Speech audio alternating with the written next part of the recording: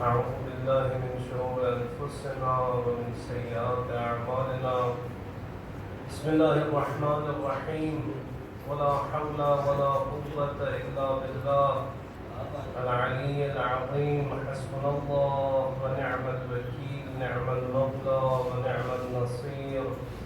أفوض أمري إلى الله إن الله بصير بالعباد. الحمد لله رب العالمين، والصلاة والسلام على البشير النذير والسراج المنير الذي سمي في السماء بأحمد وفي الأرضين بأبي القاسم مصطفى محمد.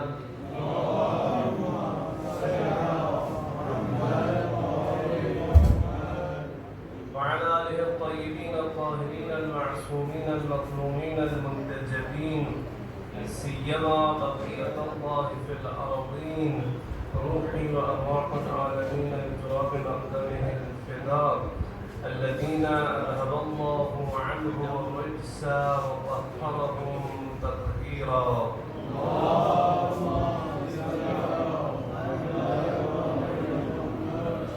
واللعن الدائم على أعدائهم وغاصبي حقوقهم ومنكر فضائلهم أجمعين من يوم ظلمهم إلى يوم الدين.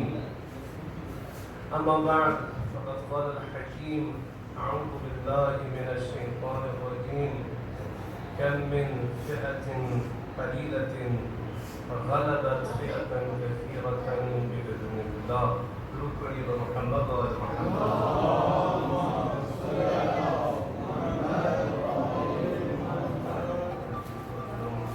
ایام عزا کا تیسرا دن ہے اور شکر ادا کرنی چاہیے رب ذوالجلال کا. اس سال بھی ہمارے نام فہرست عزاداران حسینی میں شامل ہے اور قرآن میں ہے کہ لئن شکرتم لأزیدنکم وَلَئِن كَفَرْتُمْ إِنَّ عَذَابِي لَشَدِيدٌ. اگر تم شکر بجا لاؤ گے تو ہم مزید نعمت میں عطا کریں گے. منقول ہے روایت میں کہ کوئی شخص امام رضا علیہ السلام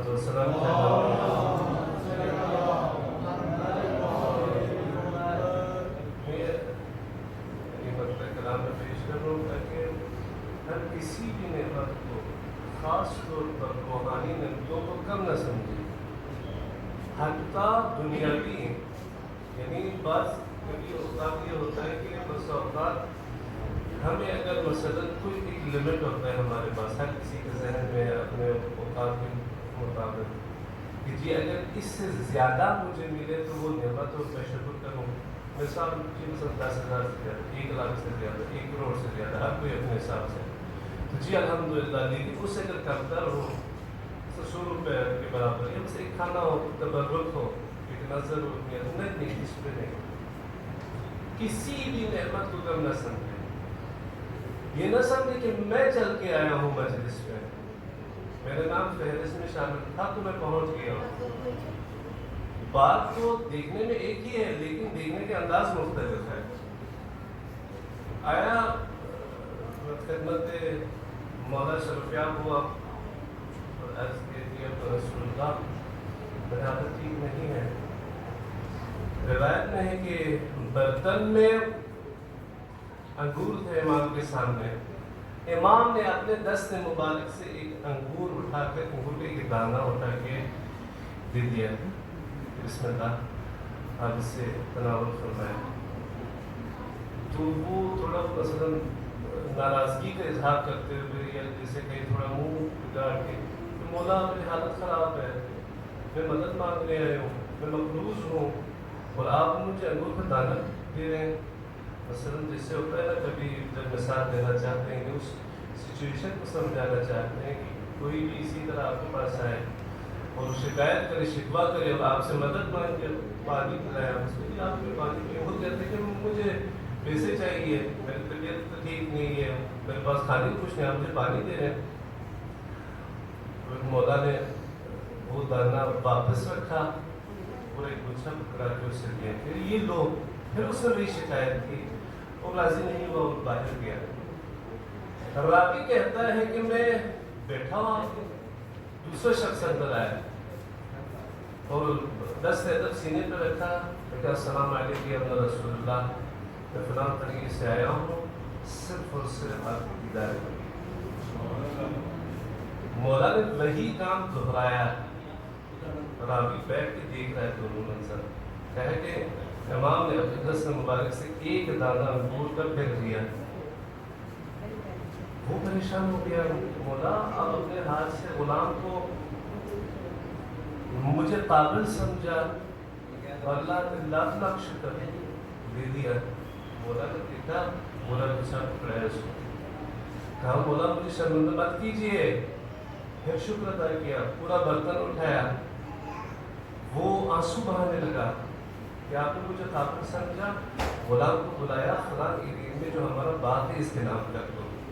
ٹھیک ہے, ہر نعمت پہ شکر ادا کرو تو اسٹیپ بائی اسٹیپ خداوند تبارک و تعالیٰ اور ان کے اولیاء جو معصومین علیہم الصلوۃ ہے ہمیں زیادہ عطا کریں گے. یہ فیصلہ ہے, لئن شکرتم لازیدنکم. یہ مجلس میں شرکت جو بعض اوقات ہم سمجھتے ہیں کہ بس ہم مجلس میں آ رہے ہیں, کبھی مثلا صبح ٹائم ہو تو نہیں چھوڑ کے آ رہے ہیں, نہیں, اس کو مت سمجھنا. نام فہرست میں شامل ہے تو ہم پہنچ رہے ہیں. اس کشتی میں سوار ہونے کی ضرورت ہے. کشتی نجات اہل بیت السلام کا ختم درس کیا کہ حدیث ہے, ایک روایت میں تمام اہل بیت کو تشبیہ دیا کشتی نجات سے, اور ایک روایت میں صرف اور صرف ابا عبداللہ حسین کے بارے میں کہا. وہ روایت ہے کہ ان الحسین مصباح الہدی و سفینۃ النجات, حسین چراغ ہدایت ہے اور کشتی نجات. اور ایک دفعہ فرمایا مثل اہل بیتی کمثل سفینۃ نوح من رکبها نجا ومن تخلف عنها غرق. میرے اہل بیت کے مانند کشتی نوح کی مانند ہے کہ جو بھی اس میں سوار ہوگا نجات پائے گا, اور جو منہ موڑ لے گا کیا ہوگا, ہلاک ہو جائے گا. بس اس کشتی میں بیٹھنے کی کیا ہے, ضرورت ہے. پہنچائے کشتی حسین تک اپنے آپ کو, پھر ہاتھ اٹھائے اور مولا ہاتھ پکڑ لیں گے. روایت میں ہے, کیونکہ یہ دیکھیں پورا کلام اہل بیت ہم تک پہنچا ائمہ معصومین کے ذریعے. امام صادق علیہ الصلوۃ والسلام سے روایت ہے, درود پڑھی ہوگا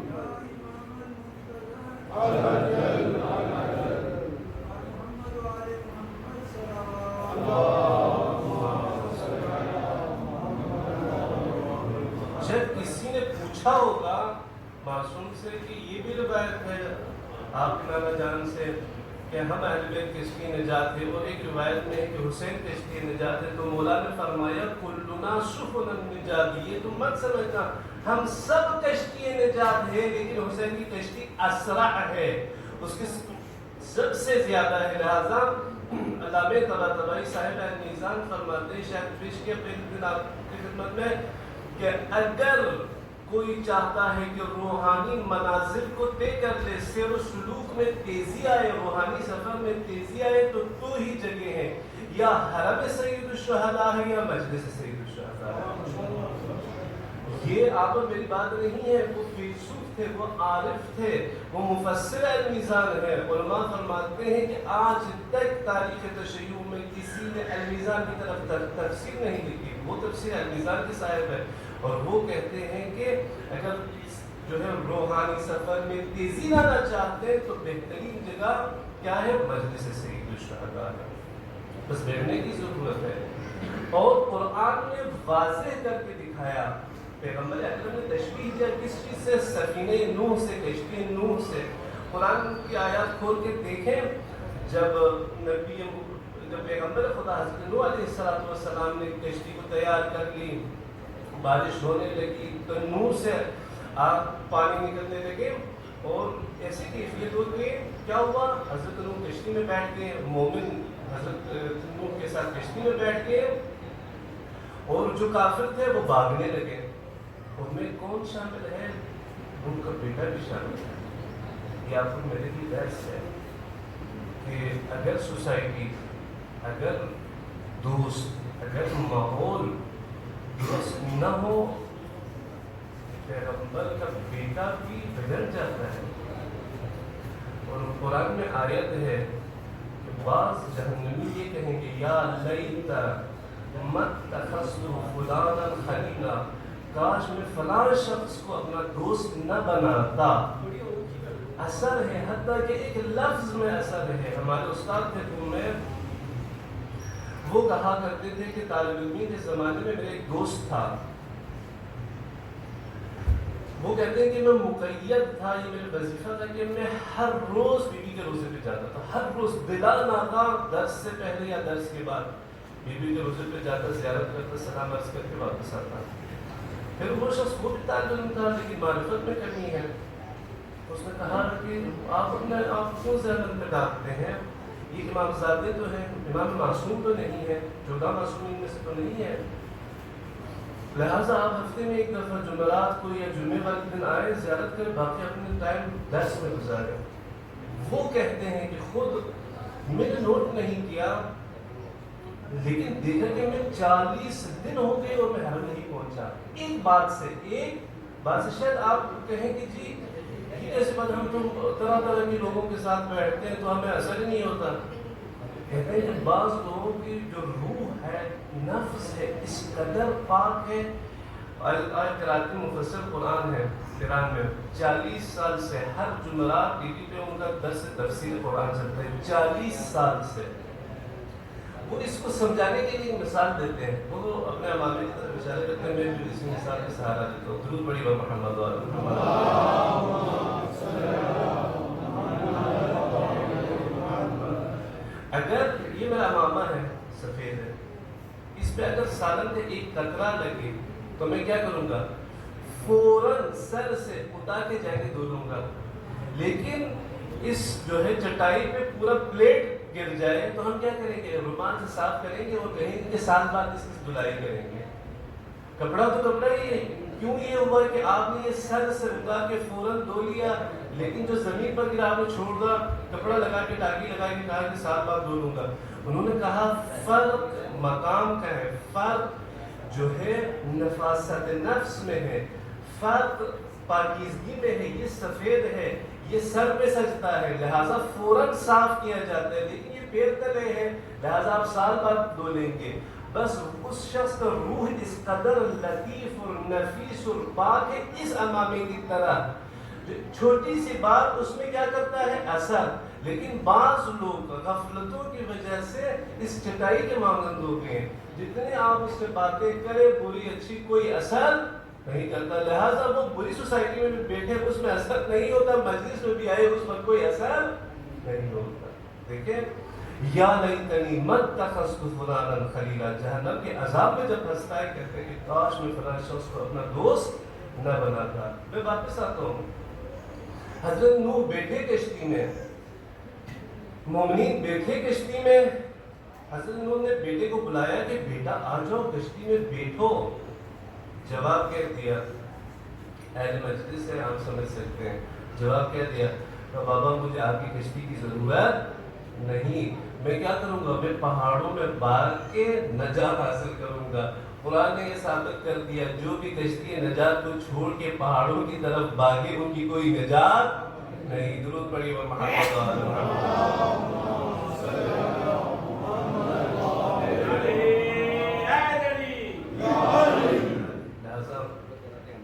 ہم قریب پہنچ گئے ہیں. یہ کشتی نجات ہے، بالکل قریب پہنچ گئے ہیں.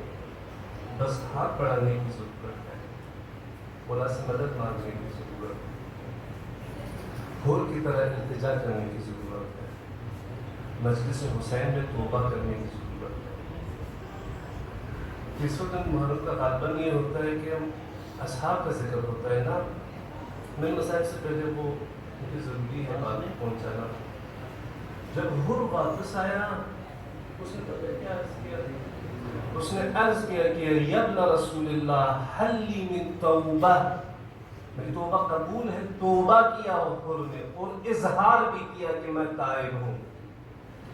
اگر مجلس حسین میں بیٹھنا ہے، اگر حر بننا ہے تو زبان پر ادا کیجیے کہ مولا میں توبہ کرنے آیا ہوں، میں توبہ کر کے آیا ہوں، میں نادم ہوں، میں پشیماں ہوں۔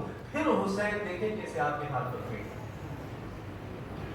عزیزان محترم، بات ہو رہی تھی اس پہ پہلے مجلس میں ہم نے عرض کیا کہ کچھ الفاظ و مثالوں کے سہارا لیتے ہوئے کہ مجلس حسین ابا عبداللہ ضروری ہے، واجب نہیں، لیکن وہ مستحب عمل ہے جس کا سہارا لے کے بہت سے واجبات بچتے ہیں۔ ابا عبداللہ کی اس قربانی نے مکمل اسلام کو بچایا۔ عزائے سید الشہداء یہی ہے، لہذا مغربی جو مفکر ہیں جنہوں نے تشیع پر ریسرچ کی ہے، انہوں نے آخر میں یہی نتیجہ نکالا کہ جو دو پر ہے، جو مضبوط بازو ہے، جو تحفظ دیتی ہے تشیع کو، وہ کیا ہے؟ انہوں نے کہا ایک عزائے سید الشہداء ہے اور ایک مرجعیت اور انتزاع کا جو کنسپٹ ہے۔ اور اگر دیکھا جائے دونوں کو کوشش یہ ہے کہ دونوں کو بگاڑا جائے، ہم تشیع کو، ہم عزائے سید الشہداء کو۔ اب آپ دیکھیں کیا حالات ہیں مجالس کے، گانوں کے طرز پہ عجیب اداکاریاں، اور اگر یہی کام خدا نہ کرے، خدا بزرگوں کا سایہ ہم سب کے سروں پہ مستدام رکھے، اگر کسی کے ہاں اس کی جو ہے والد چلا جائے، والدہ کی وفات ہو اور رسم قل ہو اور ایصال ثواب کی کوئی مجلس ہو اور کوئی آئے اور ادھر اس طرح کی اداکاریاں کرے تو اسے نہیں پسند آئے گا۔ تشییع جنازہ میں ہو، ایک بہرحال آداب ہے، ایک مستحبات پر ہم عمل کرتے ہیں، جی وہ تشییع میں آ کے اسی طرح کی آواز نکالنا شروع کرے، یہ کوئی پسند کرے گا؟ وہ قطعاً نہیں پسند کرے گا۔ پھر کیسے کہ ذکر سید الشہداء کے ساتھ اس طرح کی حرکت، ذکر شہید سید الشہداء میں مجلس ابا عبداللہ حسین اس طرح کی حرکتیں ہو رہی ہیں۔ کیوں؟ کیونکہ انہوں نے پہچانا ہے خروج تشیع عزاداری سید الشہداء میں اور مرجعیت میں۔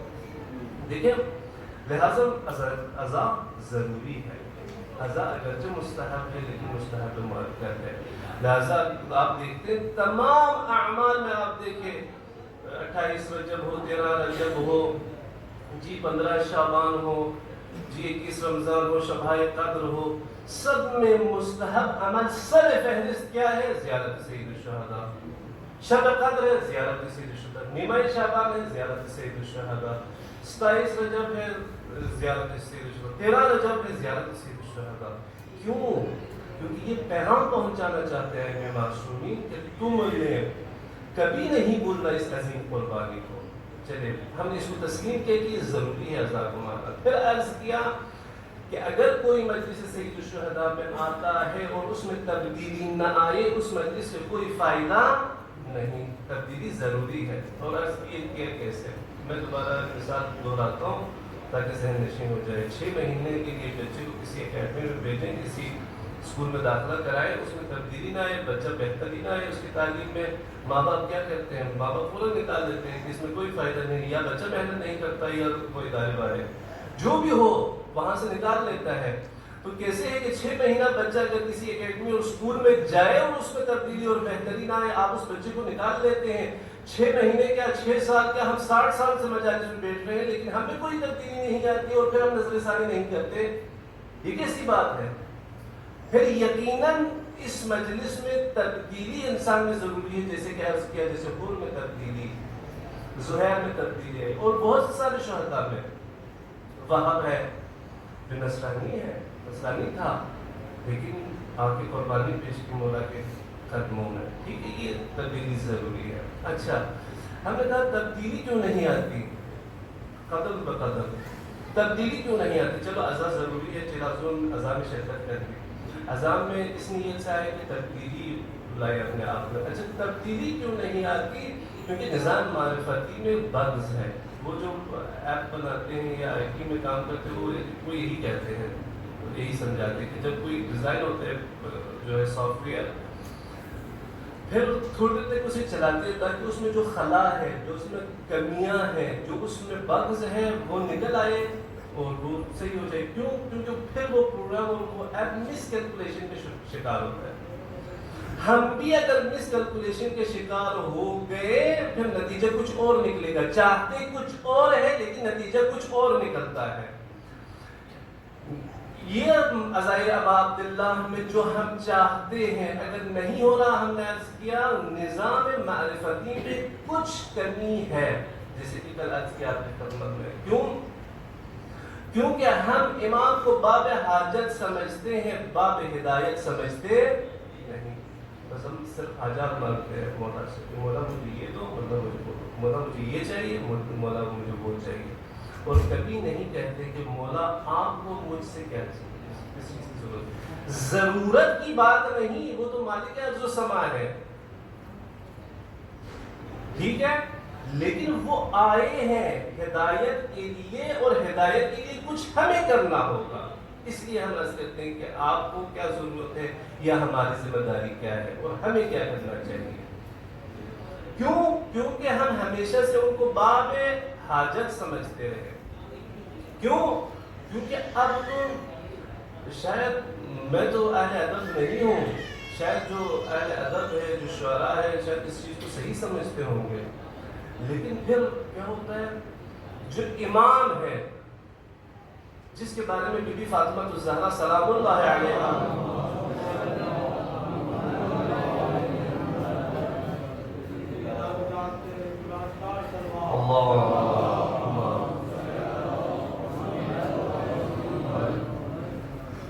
بی بی نے مثال دی کہ امام کعبے کی طرح ہے. نہ یہ لفظ جو ہم کہتے ہیں قبلہ کا، نہ یہ خود کعبے کی طرح، بیت اللہ کی طرح. لوگوں کو چاہیے کہ کعبے کی طرف جائے. کعبہ کہیں بھی چل کے کسی مومن یا مسلمان کے پاس نہیں آتا، ٹھیک ہے. امام کو کعبہ کہا گیا. امام ولی اللہ ہے، امام انسان کامل ہے، امام ہے، امام مولا ہے، ٹھیک ہے. یہ سب الفاظ ہے. لیکن ہمارے معاشرے میں ہم نے پھر کیا کیا، اب ہم امام کو کیا کہتے ہیں مرشد، امام کو کیا کہتے ہیں پیر.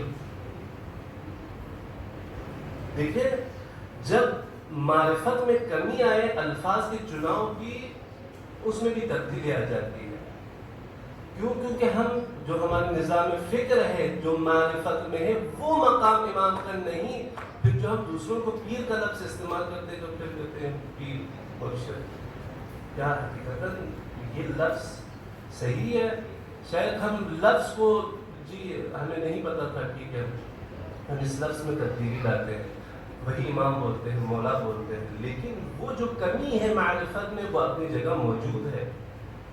دیکھیں یہ اگرچہ شاید ایک لفظ ہے، بظاہر کیا ہے، ایک لفظ ہے، لیکن نشاندہی کرتا ہے کہ معرفت میں کمی ہے.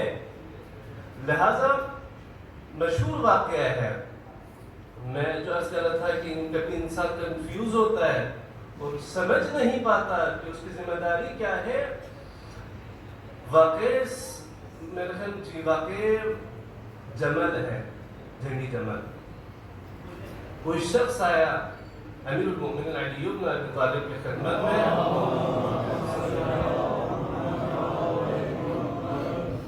کہا کہ یا ابا الحسن آپ سے ایک سوال ہے، میں تھوڑا متحیر ہوں، کنفیوز ہوں، یہ جو عرض کیا کرنا. مولا نے فرمایا کہ ہاں پوچھو. عرض کیا کہ یا ابا الحسن میں متحیر ہوں، میں کنفیوز ہوں کہ آپ کے ساتھ مل کے ان سے لڑوں یا ان کے پاس جا کے آپ سے لڑوں. یہ دیکھیں وجہ بھی ابھی خود بیان کرتا ہے. اس لیے کہ میں دیکھتا ہوں یہاں پہ علی ہیں، یہاں پہ عمار ہیں، یہاں پہ بڑے بڑے نام ہیں اصحاب کے، اور اس طرف بھی دیکھتا ہوں تو طلحہ ہے، زبیر ہے، زوجے رسول ہے. پھر امیر المؤمنین نے ایک خوبصورت معیار دیا، جواب دیا اس کو کہ تم لوگوں کو دیکھ کے حق کی تلاش میں ہو، لیکن تمہیں چاہیے کہ پہلے حق کو پہچانو، پھر لوگوں کو اس حق کے مطابق پرکھو۔ یعنی تمہیں پہلے حق شناس ہونا ضروری ہے، پھر لوگوں کے بارے میں پھر تم جج کرو، فیصلہ کرو کہ میں اس کے ساتھ جاؤں یا نہ جاؤں۔ یعنی حضرت امیر بالفاظ آخر یہ کہہ رہے تھے کہ اگر تم اسلام شناس تھے، اگر تم نبی شناس تھے، اگر تم خدا شناس تھے، اس تحیر میں نہ پڑتے۔ کیوں؟ کیونکہ نبی مکرم اسلام نے کسی شخص کے بارے میں نہیں فرمایا، صرف ایک ذات ہے جس کے بارے میں فرمایا، علی مع الحق والحق مع علی۔ یعنی اگر یہی کلام آویزۂ گوش ہو اور نقش جاں بنے، پھر کوئی تحیر میں نہیں فرق پڑتا۔ پھر حق کیا ہے؟ علی ہے، علی حق کے ساتھ ہے، یہاں تک کہ رسول نے فرمایا باراللہ حق کو اسی سمت موڑ لو جہاں پر علی ہو، کسی کے بارے میں نہیں۔ یعنی اگر آج مسلمان لڑ رہے ہیں کہ علی حق پر ہے یا کوئی اور حق پر ہے، فلاں سیاست زندہ باد اور فلاں مردہ باد، اگر کہنا یہ چاہتے ہیں کہ مولا کا مطلب من کنت مولا میں کچھ اور ہے، ابھی تک رسول شناس نہیں ہے، نبی شناس نہیں ہے۔ جو شخص جس کے دل میں معرفت رسول نہ ہو، اس کے دل میں معرفت خدا نہیں، اور جس کے دل میں معرفت خدا اور رسول نہ ہو، معرفت امام اس کے دل میں آئے گا ہی نہیں۔ یہ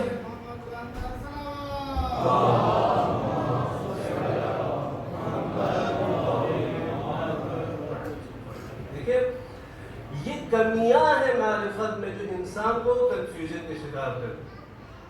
یعنی وہ واقعاً اگر یہی صرف ایک جملہ علی کے بارے میں ہو، تاریخ میں اگر تمام جملات کو آپ مٹائیں، دریا میں پھینک دیں، تمام آیات شان امیر المومنین میں اتری ہے اس کو آپ انکار کر لیں، لیکن صرف یہی ایک جملہ نبی مکرم اسلام سے موجود ہو کہ کہے علی مع الحق والحق مع علی، یہی معیار ہے اور آپ کو کسی چیز کی ضرورت نہیں۔ حالانکہ خلیل فراہیدی اہل سنت ادیب ہے، مشہور ہے، اس کی کتابیں آج بھی موجود ہیں اور لوگ پڑھتے ہیں، کہا کرتا ہے کہ میں نے دیکھا تحیر سے کہ دشمنان علی بغض علی میں سارے فضائل چھپاتے رہے اور دوستان علی خوف و ڈر سے چھپاتے رہے، لیکن میں دنیا میں جگہ جگہ دیکھتا ہوں فضیلت علی مجھے نظر آتی۔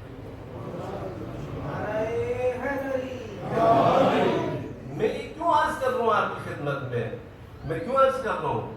یہ نہیں کہ مثلا دادو، نہیں، میں یہ عرض کر رہا ہوں جب انسان کی معرفت میں کمی ہو، میں کہہ رہا ہوں صرف ایک جملہ کافی ہے، لیکن خلیل فراہیدی کہتا ہے میں جو کتاب اٹھا کے دیکھتا ہوں، تفسیر ہو، حدیث ہو، تاریخ ہو، سیرت ہو، ادب ہو، ہاں جی، رجال ہو، جو بھی ہو، جس کتاب کو کھول کے دیکھتا ہوں مجھے فضیلت علی نظر آتی ہے۔ پھر بھی لوگ آج اس بات پر اختلاف کر رہے ہیں کہ علی حق پر تھا یا اس کے سامنے والے حق پر تھے۔ دیکھیں واقعاً پھر کہتے ہیں کہ اگر معرفت میں کمی ہو، اور کربلا میں بھی اگر دیکھیں اس کا نتیجہ دیکھیں، کیونکہ جب کسی بات کی اہمیت کے بارے میں آپ گفتگو کرنا چاہتے ہیں، پہلے اس بات تھوڑا وضاحت کے ساتھ بیان کرتے ہیں، پھر کہتے ہیں اس کے نتائج اور ثمرات کیا ہے، نتیجہ کیا ہے۔ کربلا میں دیکھیں، ہم جو کہتے ہیں کہ مجلس حسین میں تبدیلی نہیں آتی، لوگ تبدیل نہیں ہوتے، پھر ہم کہتے ہیں کہ معرفت پر ہاتھ رکھتے ہیں کہ اس وجہ سے ہے۔ دیکھیے، میں ایک ادنس طالب علم ہوں، مکتب امام جعفر صادق علیہ السلام، اور مجھے معلوم نہیں ہے کہ واقعا میں اپنے آپ کو طالب علم کہہ بھی سکتا ہوں یا نہیں، کیونکہ روایت میں ہے کہ جو طالب علم ہوتا ہے، حقیقی طالب علم ہوتا ہے، اس میں تمام شرائط موجود ہوں، جب گھر سے طلب علم کے لیے نکلتا ہے فرشتے اپنے پر بچھاتے ہیں اس قدموں کے نیچے۔ لہٰذا یہ روایت میں اجازت میں کرتا ہوں کبھی کہ میں اپنے آپ کو طالب علم بھی کہوں یا نہ کہوں، ٹھیک ہے۔ مجھ جیسا کوئی بندہ ہے کہ مثلا یہ بیان کرتا ہے تو پھر وہ بیان کرتا ہے، پھر کہتا ہے کہ جی ایک دم ہم سب تبدیل ہو جائے، کیوں نہیں ہو سکتا؟ لیکن میں کہتا ہوں بعض اوقات تاریخ نے ہمیں یہ ثابت کر دیا کہ انسان اگر معرفت کے دروازے بند کرے نا، امام برحق ولی خدا بھی اگر بات کرے اور خطبہ دے لوگوں میں اثر، لہذا امام اپنی ذمہ داری ادا کر رہا ہے، لیکن ہماری بھی کوئی ذمہ داری ہے۔ دیکھیں یہ میں نے اس دن بھی عرض کی کہ دو طرفہ ہے، دو طرفہ ہے۔ یہ نہیں ہے کہ صرف امام آئے اور اعجاز امامت سے سب کو مسلمان بنا دے، سب کو شیعہ بنا دے، سب کو مومن، نہیں۔ ہماری بھی کچھ ذمہ داریاں ہیں۔ مولا سرکار سید الشہداء مدینے سے نکلے کربلا تک ہر منزل میں خطبہ دیتے رہے۔ اب شیر خدا کے بیٹا ہے حسین، امیر المؤمنین علی امیر الکلام کی طرف فصاحت اور بلاغت کے عروج پہ ہے، معراج پر ہے حسین، ولی خدا ہے حسین، نواسے رسول ہے، دلبند زہرا ہے۔ میں سب یعنی شان ابا عبداللہ کو بیان کرنا چاہتا ہوں کہ حسین آ کر میدان کربلا میں خطبہ دے رہے ہیں۔ پھر لوگ کا رد عمل کیا ہے آپ بتائیں؟ اب اصحاب مجلس سے مجالس میں جتا رہے، لوگوں نے شور مچایا، اللہ یعوذ باللہ مذاق اڑایا، حسین خطبہ دے رہے، لوگ ہنس رہے ہیں۔ حسین سے بڑھ کر، حسین سے اعظم و اشرف کوئی خطیب اور واعظ اور درس دینے والا اس کائنات میں نہیں۔ لیکن ایک ایسی بات ہے کہ وہ ہدایت کرنا چاہتے ہیں لیکن لوگ تیار نہیں۔ آثار ہے جو ہم زندگی میں کرتے ہیں۔ مولانا نے بہت مختصر سے جملے میں بتایا، مولانا نے فرمایا مجھے معلوم ہے کہ تم لوگ سن کیوں نہیں رہے اور یہ اثر کیوں نہیں کر رہا۔ مولانا نے فرمایا ملئت بطونکم من الحرام، حرام کھا کھا کے تم نے اپنے دل کے دروازے بند کر دیے۔ اب اگر حسین بھی آپ کے خطبہ دے تم لوگوں میں اثر، لہذا عزیزان محترم، یعنی میں یہ عرض کرنا چاہ رہا تھا کہ مثلا جو واعظ ہے، جو خطیب ہے، جو علماء ہے، جو بیان کرتے ہیں وہ اپنی جگہ، لیکن آپ اور مجھے بھی کچھ کرنا ہوگا، اور یہ فیصلہ اسی مجلس میں کر لیں، مجالس ابا عبداللہ میں کر لیں۔ جب آپ عزم و ارادہ کریں گے، جب آپ اس عزم کے ساتھ اس مجلس سے نکلیں گے، جب آپ سوچنے پر مجبور ہوں گے اور سوچنا شروع کریں گے، پھر خود بخود راستے کھلتے جائیں گے آپ کے لیے اور ہمارے لیے۔ تو لہذا اس چیز پر توجہ دینے کی ضرورت ہے کہ امام شناس ہونا چاہیے۔ جیسے کہ عرض کیا، اگر یہی ایک جملہ امیر المؤمنین کے شان میں محمد خوشنودی بی بی فاطمہ حسین علیہ السلام مولا علی نے اسلام اور ان کے خاندان پہ صلوات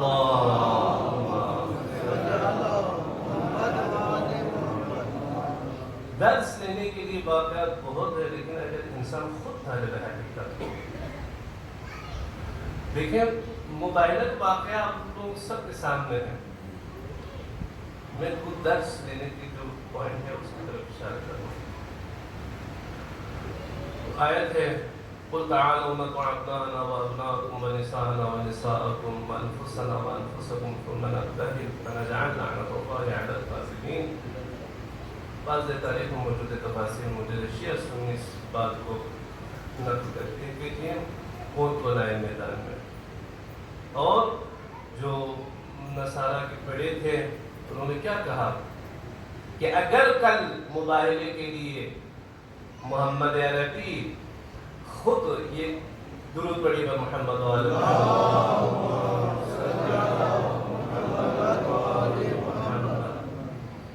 جب غفیر کے ساتھ آئے، اصحاب کو لے کے آئے، تو تم ان سے مباہلہ کر لینا، لیکن جان لو اگر وہ کم تعداد میں اپنے اہل بیت کے ساتھ آئے تو ان کے ساتھ مباہلہ مت کرنا۔ کیوں؟ کیونکہ نیست و نابود ہو جاؤ گے۔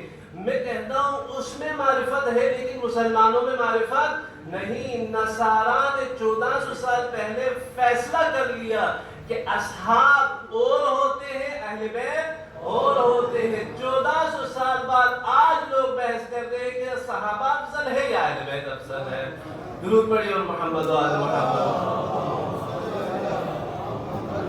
نعرہ حیدری یہ محمد والے محمد صلوات محمد والے نعرہ حیدری نظر کی ضرورت ہے تو رہبر تلاش کر مل جائے گا خدا میرے حیدر تلاش کر. بھائی کمری بھی کالی ہے تجھے اس میں کیا آئے گا نظر جہاں رہتے ہیں 5 نور کو چادر تلاش کر. سید عادی رات غلام تار سلوات بنائے کوئی نعرہ کوئی داد دے یہ درود السلام ہے. کل ایمان نعرہ حیدری. بزرگ محترم توجہ کی ضرورت ہے. زیادہ متون کی کتابوں کے حجم کی ضرورت نہیں ہے. لہذا معصوم نے فرمایا کہ العلم نور یقذفہ اللہ فی قلب من یشاء. کہ علم کیا ہے, حقیقت علم و معرفت کیا ہے. مولانا نے فرمایا علم وہ نور ہے, وہ روشنی ہے جس کو اللہ جس کے دل میں چاہے ڈال دیتا ہے. لہذا اگر ہم یہ اختلافات اسی وجہ سے ہیں. مفتی بن جاتے ہیں, عالم بن جاتے ہیں, اپنے آپ کو بڑے سمجھنے لگتے ہیں, لیکن معرفت نہیں ہے. نور علم جو وہ نور الہی ہے وہ دل میں نہیں ہے. کتاب زیادہ مطالعہ کیا, پڑھایا. لہذا اگر کتابوں کی تعداد پر اگر کوئی عالم بنتا ہے تو یہ ہمارے جیب میں جو موبائل ہے, میرے جیب میں جو ابھی موبائل ہے اس میں تقریباً لائبریری ہے, تو میں ہزاروں کتابیں ہیں, تو مجھ سے زیادہ یہ موبائل عالم ہے. لیکن کوئی اس موبائل کو اس ممبر پہ نہیں بٹھاتا کیونکہ اس میں شعور نہیں ہے, کیونکہ اس میں معرفت نہیں ہے, کیونکہ اس میں نطق نہیں ہے. لہذا خداوند نے تبارک و تعالیٰ انسان کو اشرف المخلوقات بنایا. کیا بنایا؟ اشرف المخلوقات, مسجود ملائکہ بنایا. لہذا سفر معراج پر کیا کہا جبرائیل نے جب چوتھے آسمان پر پہنچے تو عرض کرنے لگے یا رسول اللہ یہاں سے میں بھی نہیں آ سکتا, یہاں سے انسان کامل کا سفر ہے, ولی خدا کا سفر ہے. دیکھیں فرشتہ ہے. علماء کہتے ہیں فرق کیا ہے؟ فرق یہ ہے, کہتے ہیں کہ فرشتے میں عقل ہے, عقل محض ہے, اس میں شہوت نہیں, وہ مخالفت کر ہی نہیں سکتا, اس میں یہ چپ ہے ہی نہیں. اور حیوان میں کیا ہے؟ غضب اور شہوت ہے, عقل نہیں ہے, لہذا وہ اطاعت کر ہی نہیں سکتا. دیکھیں فرشتہ اطاعت کر سکتا ہے, مخالفت کر ہی نہیں سکتا کیونکہ صرف عقل محض ہے, عقل محض مجرد ہے. حیوان میں کیا ہے؟ غضب اور شہوت ہے, وہ صرف مخالفت کر سکتا ہے, کبھی اطاعت نہیں کر سکتا. اہلی جانور بھی ہو, آپ اس کو یہاں لانا چاہتے وہ ادھر بھاگے گا, اوپر نہیں جانا چاہتے وہ نیچے چلا جائے گا, آپ جو کرتے وہ اس کے برعکس کر دے گا. وہ صرف مخالفت ہی کرے گا کیونکہ اس میں عقل نہیں, غضب اور شہوت ہے. انسان میں خداوند تبارک و تعالیٰ نے نور عقل کو بھی قرار دیا, غضب اور شہوت کو بھی قرار دیا. انا ہدیناہ السبیل اما شاکرا و اما کفورا. عقل بھی ہے, غضب اور شہوت بھی ہے. اگر یہ انسان معرفت کے بنا پر عقل کو غضب اور شہوت پر ترجیح دے تو یہ بنے گا خلیفۃ اللہ, یہ بنے گا مسجود الملائکہ, یہ بنے گا انسان کامل, یہ معراج کے سفر نہیں کر سکے گا. لیکن اگر یہ انسان شہوت اور غضب کو عقل پر ترجیح دے تو بنے گا اولئک کالانعام بل ہم اضل, یہ چارپاؤں کی طرح ہے بلکہ ان سے بھی بدتر ہے. لیکن صرف بات کس چیز میں ہے؟ معرفت میں ہے, شعور میں ہے. عقل تو ہم سب میں ہے لیکن اس کی استعمال کرے اور عروج کی طرف جائے. اگر عروج کی طرف گئے تو انسان کامل بنیں گے, معرفت دل میں آئے گی, ورنہ انسان حیوان سے بھی کیا ہے؟ بدتر ہے. اور حقیقتاً وہ انسان حیوان سے بدتر ہے جو فیض تو لے رہا ہے ولی خدا سے, امام وقت سے, لیکن اس کے دل میں معرفت امام نہیں. ہم کیا کہتے ہیں اس کو اپنے زبان میں؟ نجی محفل میں کوئی ریکارڈنگ نہیں ہوگی انشاءاللہ. ہم جو کسی کا کھاتا ہے پھر اس کے خلاف کچھ کرتا ہے، ہم اسے کیا کہتے ہیں؟ نمک حرام کہتے ہیں. کیا کہتے ہیں؟ نمک حرام. جی تو نمک حرام کر دیا. نظام خلقت میں خداوند تبارک و تعالیٰ نے یہ طے کر لیا کہ جو بھی فیض آسمان سے عرش سے فرش کی طرف اترنا ہے اس کا واسطہ امام وقت ہے. یعنی جو چاہے یا نہ چاہے، مومن ہو یا نہ ہو، وہ رزق امام وقت کے ہاتھ سے لے رہا ہے، لیکن دل میں اس کی معرفت نہیں ہے. تو اس لیے یہ بھی تو نمک حرامی ہے. یعنی ہم سب کھاؤ اسی دسترخوان پہ رہے ہیں اور صاحب دسترخوان تو ہم جانتے نہیں ہیں. تو عزیزان محترم، مجلس حسین مجلس معرفت ہے، مجلس حسین مجلس شعور ہے. اس سارے بہت ساری باتیں انسان کے دل میں آنا ایک وقت مشکل ہے، لیکن اگر انسان ایک ہی بات پر فوکس کرے کہ اللہ میں چاہتا ہوں کہ اس محرم میں مجھ میں یہ تبدیلی ہے، میں خود جانتا ہوں مجھ میں کتنی خامیاں ہیں، لیکن میں تو وعدہ کر سکتا ہوں ابا عبداللہ سے، مولا میں توبہ کرنا چاہتا ہوں، آپ رشتے نجات ہے، مجھے نجات چاہیے. آپ چراغ ہدایت ہے، مجھے ہدایت اور معرفت کی ضرورت ہے. مانگے حسین سے، مانگے جی، مانگے ہدایت، مانگے معرفت، مانگے. وہ دیں گے، سب کچھ دیں گے، لیکن ہم بھی تو اہمیت دکھائیں کچھ. آج 3 محرم ہے اور 3 محرم کے بعد پر یہ ہوتا ہے کہ اصحاب کا ذکر کیا جاتا ہے. اور میں نے پہلے بھی عرض کیا، کربلا والوں کے لیے، ہم ماتمیوں کے لیے حر کی جو سیرت ہے اس میں بہت درس ہے ہمارے لیے. اس کو بار بار سننا چاہیے اور کوشش کریں کہ اس محرم میں حر بنتے جائیں. 2 محرم کو یا بلکہ شاید اس سے پہلے 10 دن میں حر حسینی بنا. عرضیات کی خدمت میں علماء فرماتے ہیں نجات پایا حر اس لیے کہ اس کے دل میں محبت زہرا، احترام زہرا. واقعات میں کہ جب سواری ابا عبداللہ کی لجام کو پکڑا ہو اور ایک قسم سے جسارت کیا کہ حسین آپ کہیں نہیں جا سکتے، تو مولا نے فرمایا فضلت امو، تمہاری ماں تمہارے غم میں بیٹھے ہو، تمہاری اتنی ہمت. اور میں کہا کہ عرب میں اگر کوئی اور اس لہجے میں مجھ سے بات کرتا تو میں اسی طریقے سے اس کے جواب دیتا، لیکن آپ کی ماں فاطمہ الزہرا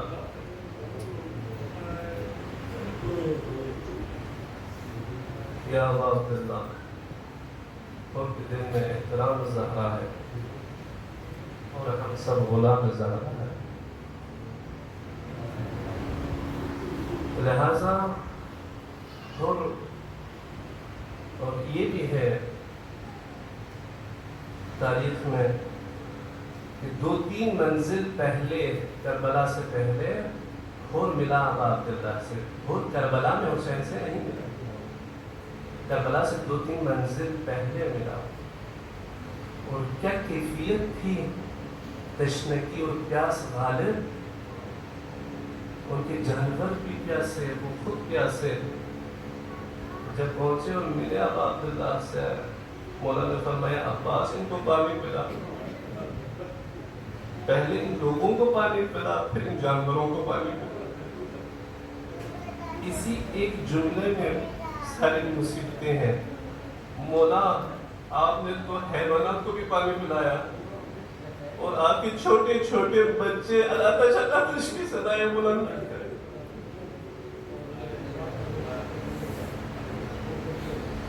اور حر نے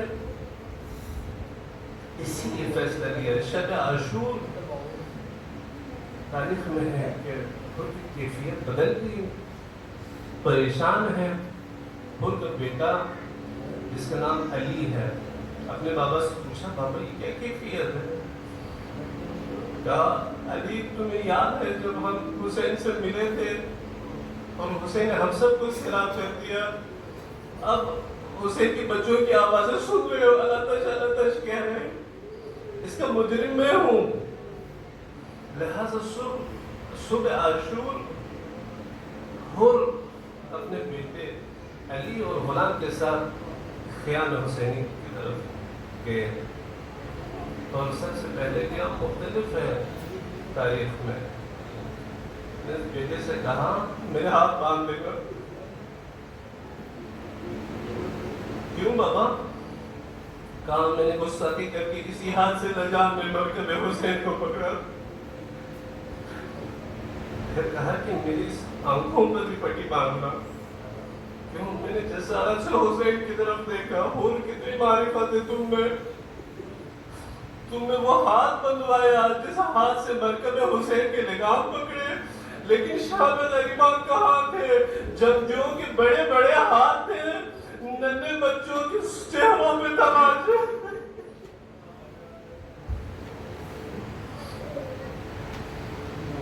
گئے ابا عبداللہ کے پاس اسیری کے حالت میں سر جھکا کے گئے، یا ابن رسول اللہ حلوی من توبہ، میری توبہ قبول ہے۔ حسین نے کہہ کیا، ہاتھ کھولا، سینے سے لگایا،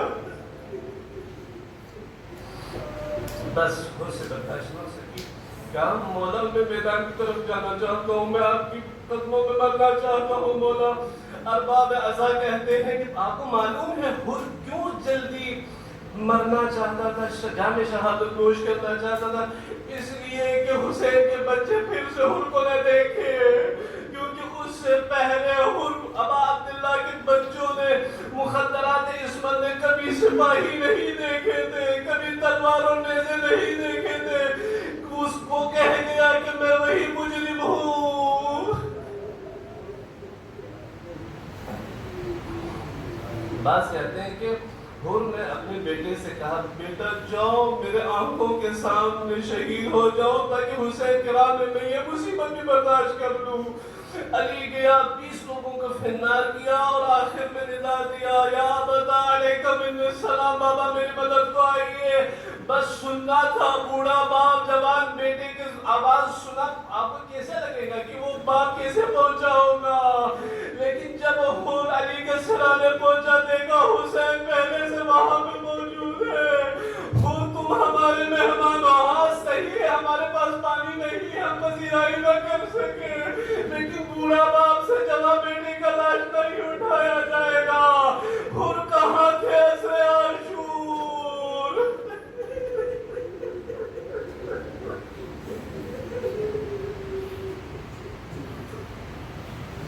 ألا لعنة الله على القوم الظالمين وسيعلم الذين ظلموا أي منقلب ينقلبون إنا لله وإنا إليه راجعون السلام على الحسين وعلى علي بن الحسين وعلى